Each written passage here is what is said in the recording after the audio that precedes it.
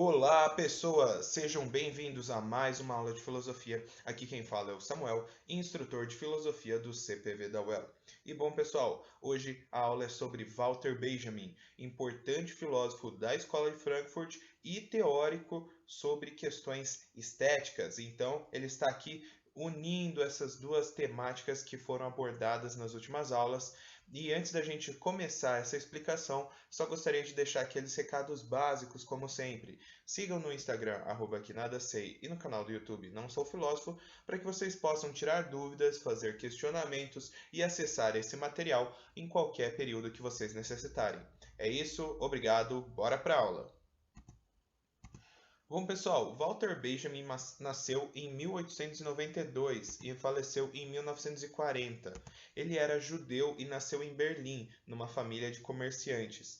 Só por essa característica vocês já conseguem imaginar toda essa condição específica que foi a vida de Walter Benjamin, sendo um filósofo judeu em Berlim.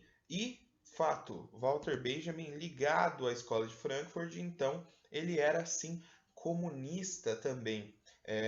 Apesar de ser comunista, é importante deixar claro, apesar da abordagem que o professor Noé já nos trouxe, né, dando essa introdução à escola de Frankfurt, é importante relembrar que os filósofos da escola de Frankfurt, apesar de serem comunistas, terem muita influência do marxismo em suas teorias, em suas ideias, eles não eram comunistas, vamos dizer assim, clássicos, eles não estavam ligados ao Partido Comunista e realizaram até algumas críticas ao governo da União Soviética, porque a visão deles, principalmente da Escola de Frankfurt, foi realizar críticas ao totalitarismo e analisar toda essa conjuntura no aspecto econômico, político, filosófico, sociológico, artístico, e por isso que Walter Benjamin é conhecido como filósofo, ensaísta, tradutor e crítico literário, além de ser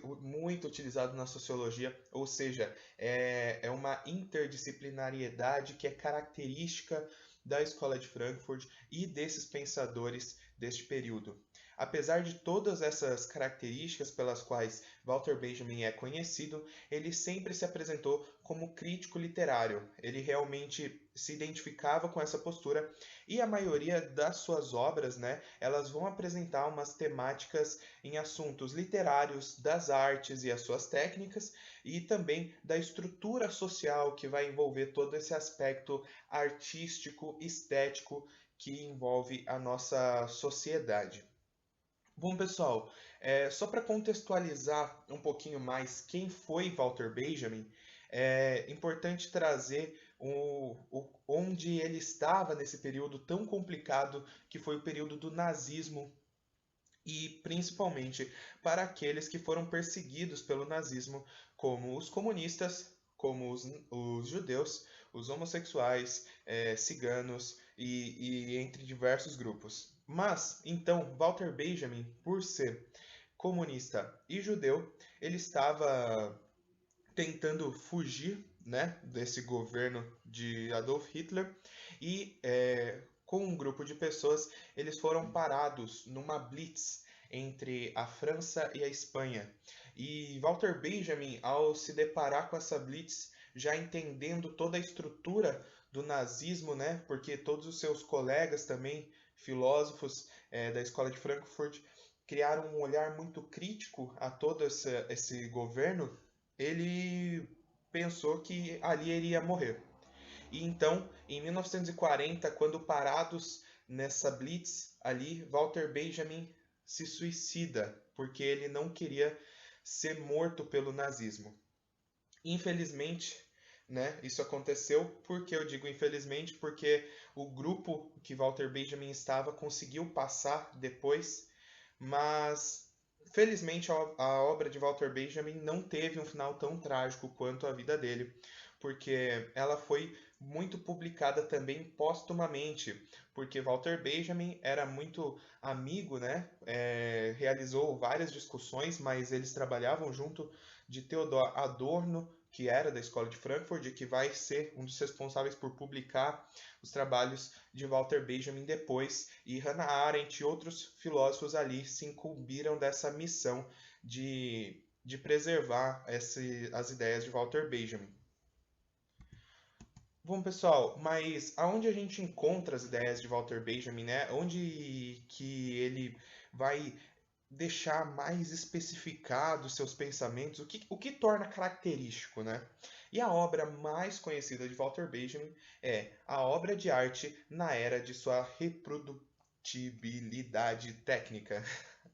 Uma palavra um pouquinho comprida, um pouquinho difícil, mas que vocês já conseguem entender o significado desse título para Walter Benjamin, porque ele vai estar realizando um paralelo entre o que é arte e a reprodução dessa arte. E a gente vai entender então o pensamento dele a respeito da estética, que é muito importante. Como eu já disse, é onde ele vai se debruçar de maneira mais assídua. Até o século XIX, a arte ela era entendida através de uma aura. A arte, até o século XIX, ela, segundo Walter Benjamin, ela tinha aspectos muito específicos. E dentro desses aspectos muito específicos, nós encontramos a aura. É aquilo que tornava aquela obra uma obra única. Essa aura, ela pode ser entendida como autenticidade. Walter Benjamin até diz que ela é o aqui e o agora. É uma percepção muito sensorial da obra de arte, não apenas na questão dos sentidos físicos, mas sensorial no sentido de todo o sentimento que pode ser percebido pela obra de arte.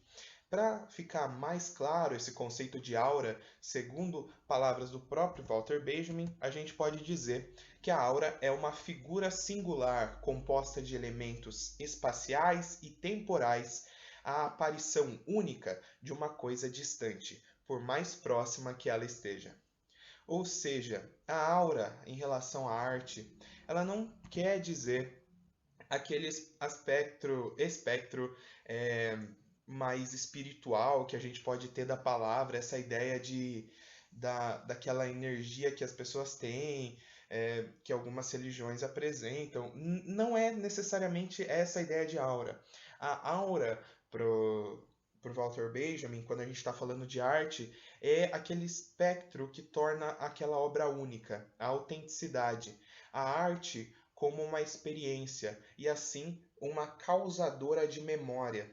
Então, até o século XIX, segundo Walter Benjamin, se uma pessoa necessitasse, quisesse ter o contato com uma obra de arte, ela precisamente precisaria ir até um local onde essa obra de arte estaria exposta, ou seja, um museu, ou no caso, né, na maioria das vezes, essa obra de arte estaria apenas disponível para uma classe rica, dominante, né, porque dos nobres, porque era o que acontecia, né? A gente tem uma tradição da história da arte dos mecenas, aqueles que patrocinavam os trabalhos artísticos, portanto, eles eram os detentores das obras de arte, então as pessoas não teriam acesso a essa obra. Mas, segundo Walter Benjamin, quando as pessoas teriam acesso, a única forma de acesso seria uma experiência, aquele tete a tete, o olho a olho, né? Uma relação direta com a arte. E essa relação direta com a arte é o que permitia você sensibilizar, você se conectar com a aura daquela representação artística e dessa maneira criar memórias. Ou seja, até o século XIX, segundo Walter Benjamin, a arte ela tem esse aspecto da aura muito forte, muito ligado à sua existência. Porém, quando a gente se depara com os instrumentos de reprodução técnica que Walter Benjamin vai abordar, como a fotografia, por exemplo, e a fotografia começa a ser disseminada, né, nesse período histórico, criando os jornais, não criando os jornais, né, a fotografia ela é inserida nos jornais, então essa representação estética ela se torna muito mais reproduzida E essa reprodução, segundo Walter Benjamin, tem duas características. Elas geram uma produção em massa que pode democratizar o acesso à arte. Ou seja, por um lado, Walter Benjamin vai analisar essa reprodução através dos instrumentos de reprodução técnica como uma possibilidade de democratização do acesso à arte. Então podem ver que Walter Benjamin vai reconhecer algo, diríamos, positivo nessa reprodução da arte. Porém, como um dualismo, da outra maneira, Walter Benjamin vai reparar que a repetição e a recepção coletiva e distraída do trabalho artístico leva ao declínio da aura. Ou seja, apesar de a reprodução dessa obra artística tornar ela mais acessível, o fato dela ser repetida diversas vezes e a recepção coletiva se torna algo distraído, ou seja, a arte ela deixa de ser aquela experiência única causadora de memória, ou seja, perder a aura é perder a memória que essa arte pode perceber, pode nos trazer.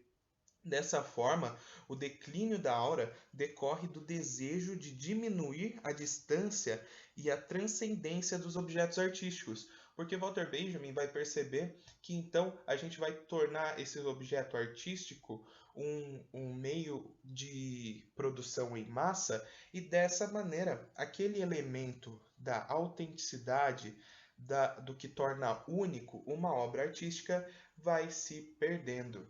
Porque a repetição, segundo ele, vai nos levando ao esquecimento, ou seja, você se lembra exatamente da imagem que estava no jornal de ontem, ou daquilo que você viu no jornal de ontem, ou você tem uma percepção muito rápida, aquilo não tem tanta importância porque você já sabe que vai ter o de amanhã e o de depois e o de depois, e isso não te produz memória.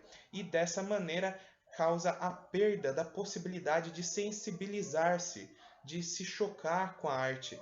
Dessa maneira, essa falta de memória e essa perda da sensibilização, segundo Walter Benjamin, vai caracterizar a perda da aura nessa perspectiva artística.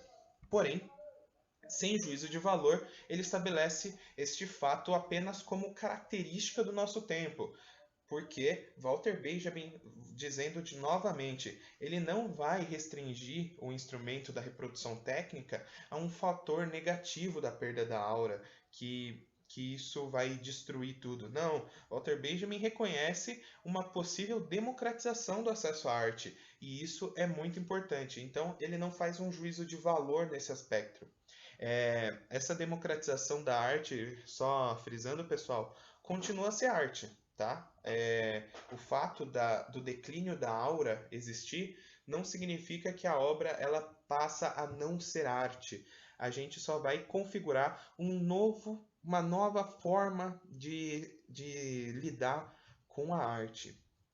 Bom, pessoal, e vale a pena lembrar que toda essa mudança de paradigma em relação à arte, com a possibilitação da reprodução através dos instrumentos de reprodução técnica, só se dão a partir do século XIX por causa da Revolução Industrial e do surgimento do capitalismo propriamente dito, esse capitalismo industrial que vai incentivar e vai levar à globalização, a essa disseminação de informações, de produtos, de comércio que existe em todas as áreas. E é por isso que então vai surgir a própria ideia de indústria cultural ou da análise da arte como indústria que a gente começa a vislumbrar aqui com a Escola de Frankfurt.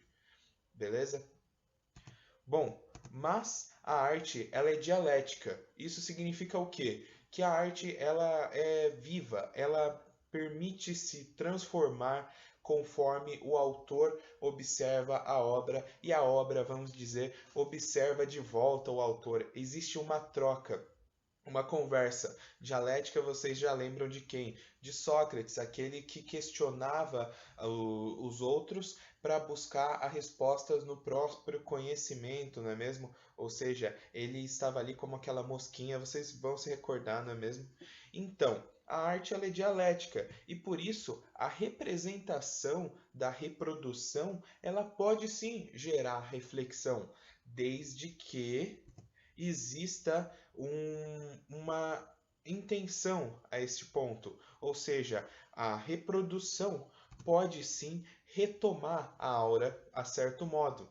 A gente pode pensar isso e Benjamin vai trazer para a gente, Walter Benjamin, a respeito do cinema, por exemplo, porque Walter Benjamin vai ser o primeiro teórico a trazer uma análise do cinema sobre essa perspectiva artística e Walter Benjamin vê no cinema um grande potencial de transformação, como eles tinham, né, todos ali da escola de Frankfurt, essa forte influência do marxismo, até um potencial revolucionário, ou seja, o cinema ele é uma ferramenta de reprodução artística, ou seja, ele está ligado a essa perda da aura que é caracterizada através desse evento, né, dessa situação que a Revolução Industrial nos traz. Porém, Walter Benjamin vê no cinema a possibilidade dele retomar, de certo modo, essa aura, porque o cinema é capaz de gerar reflexão. E essa capacidade de gerar reflexão vai estar no intuito da obra, de como essa obra vai ser feita e não em meros detalhes técnicos. E a gente vai observar isso melhor, porque Walter Benjamin vai estabelecer que a reprodução técnica nos permite dois cenários centrais, o da estetização da política e o da politização da arte. E isso vai definir o como a gente vai perceber essa obra artística, mesmo que reprodutiva, no caso do cinema também. E bom, pessoal, a estetização da política, ela se dá fortemente ligada ao totalitarismo, ao fascismo, né? Como a gente foi vendo durante a aula e a gente ainda vai ver mais quando estivermos abordando a Escola de Frankfurt, eles têm essa perspectiva crítica a esses governos totalitários e é a realidade que eles estavam vivendo nesse período histórico, né? E, bom, a estetização política busca embelezar uma realidade de barbárie. O que isso significa? Que relações a gente consegue fazer? É exatamente a utilização da arte por meio de governos totalitários, por exemplo, como no nazismo, para a criação e validação de uma imagem, ou seja, é a utilização de meios artísticos, de meios estéticos, a utilização do cinema, né? A utilização dessa reprodução artística para embelezar, para dar validade a uma realidade terrível, a uma realidade de barbárie, uma realidade que prende as pessoas. Ou seja, ela não forma um pensamento, ela não gera, não faz você pensar. Pelo contrário, ela quer te dar as respostas. É uma obra de arte que não te faz perguntas, né? Vamos dizer assim. Ela é uma obra que está ali para te fazer aceitar. Você vê aquilo e acredita. Então, você está embelezando uma realidade, ou seja, você não está nem percebendo a realidade, você está vendo aquilo que aqueles que estão no poder querem te passar. Ou seja, você vê aquilo porque é interesse daqueles que estão no poder que você veja e que você entenda aquilo como uma realidade. Por outro lado, Walter Benjamin estabelece também a politização da arte. E a politização da arte vai estar fortemente ligada ao quê? Ligada ao pensamento crítico, ao pensamento engajado, ou seja, é uma outra perspectiva de arte. É a arte que, quando a obra, ela restaura de alguma maneira a sua aura, lembra? Então, ela, apesar da reprodução técnica, consegue produzir reflexão e processo de engajamento. E aqui eu faço uma ressalva, né, como Walter Benjamin e diversos pensadores da Escola de Frankfurt têm esse viés marxista, a gente pode até utilizar esse engajamento como um engajamento revolucionário, um engajamento que leve essas pessoas ao movimento, a realizar alguma ação.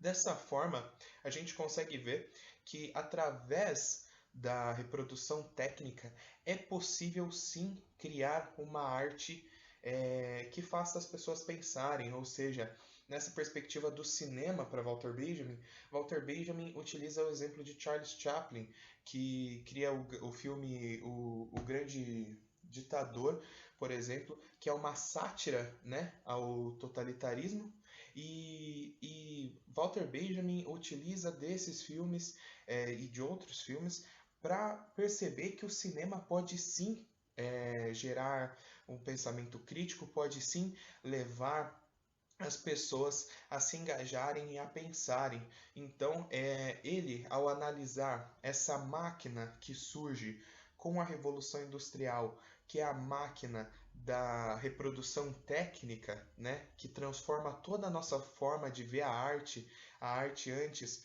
colocada em um patamar de elevado, né, e que a gente precisava estar em contato com ela. Agora ela está impressa em qualquer jornal, na sua revista, em casa você pode pegar, acessar a internet e imprimir um quadro, colocar na parede. Então é essa transformação, né, que a gente observou no pensamento de Walter Benjamin, ela pode dar origem a esses dois principais formas de lidarmos com a arte e com a estética.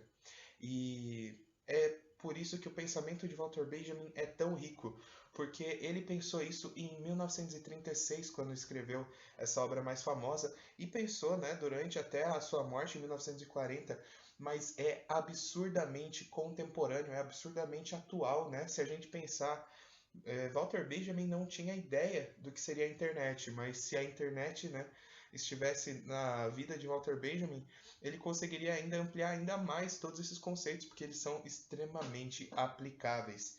E é por isso que você pode até utilizar aí numa redação e para enriquecer os seus textos, as suas produções. Bom, pessoal, é isso. Obrigado por assistirem a aula. Acessem o Instagram, @quenadasei, se precisarem tirar uma dúvida, ou só para ali estar em contato. Também no YouTube, Não Sou Filósofo, você vai encontrar essa aula e outras. Muito obrigado pela sua atenção. Por hoje é só. Tchau, tchau.